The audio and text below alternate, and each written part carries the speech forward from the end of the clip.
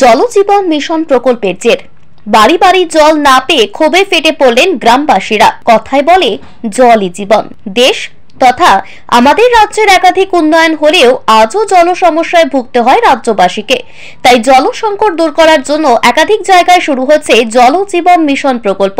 আর সেই প্রকল্পের মাধ্যমেই বাড়ি বাড়ি জল পৌঁছে দেওয়ার কাজ শুরু হয়ে গিয়েছে। কিন্তু এবার সেই কাজ করতে গিয়ে বড়সড় ব্যাঘাত ঘটল।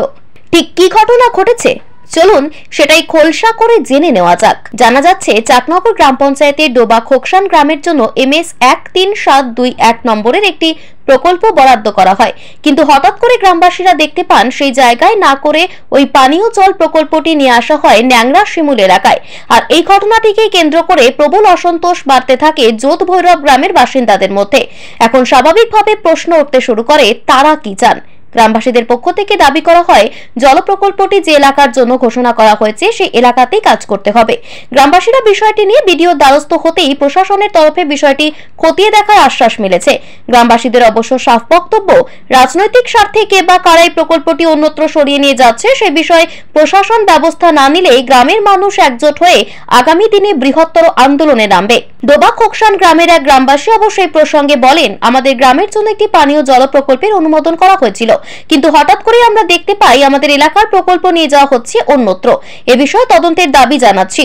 অন্যদিকে চাকনগর গ্রাম পঞ্চায়েতের বিজেপি প্রধান দীপু ওরাও জানান, বিষয়টি আমার জানা নেই, আমি বিডিও সাহেব কিভাবে তদন্ত করছে সেটা এখন দেখার বিষয়। গাজল বিধানসভা কেন্দ্রের বিজেপি বিধায়ক চিন্ময় দেব বর্মন জানিয়েছেন, কেন্দ্রীয় সরকারের জলজীবন মিশন প্রকল্প যেখানে করার কথা সেখানে হচ্ছে না।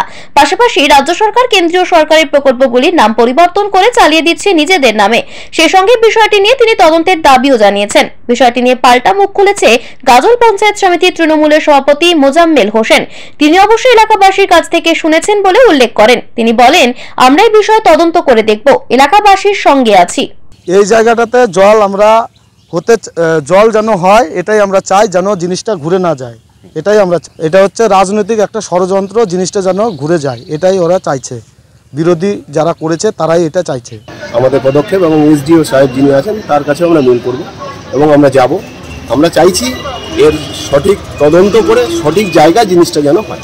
বিডিও সাহেব আমাদের তদন্তের আশ্বাস দিয়েছেন এবং বললেন যে না, যেটা হবে সরকারি নিয়ম মেনেই হবে। এবং আমি চাই যে ডোবা খোকসান এলাকার জন্য এটা বরাদ্দ হয়েছিল সেই এলাকার মানুষ উপকৃত হোক, এবং যে এলাকায় স্থানান্তরিত করে নিয়ে যাওয়া হয়েছে, যে এলাকায় নেই সেই এলাকাতেও আর এটা হোক। এবং আমি জানি যে কেন্দ্র সরকার এটাকে প্রতিটা বাড়িতে বাড়িতে আর জল নলের মাধ্যমে পৌঁছাবে বলে এই প্রকল্পটা করা হয়েছে। আমি এই পুরো ঘটনাটার একটা উচ্চ পর্যায়ে তদন্ত দাবি করি এবং এলাকার মানুষকে, তবে আমরা চাইছি যেখানকার স্কিম সেখানে হোক, আমরা তদন্ত করে দেখব এটাকে কিভাবে নির্দিষ্ট জায়গায় করা যায়। এবং আমরা এলাকাবাসীর সাথে আছি, জনগণের সাথে আছি। তদন্ত করার পরে আমরা চেষ্টা করবো সঠিক জায়গায় কাজটা হয়।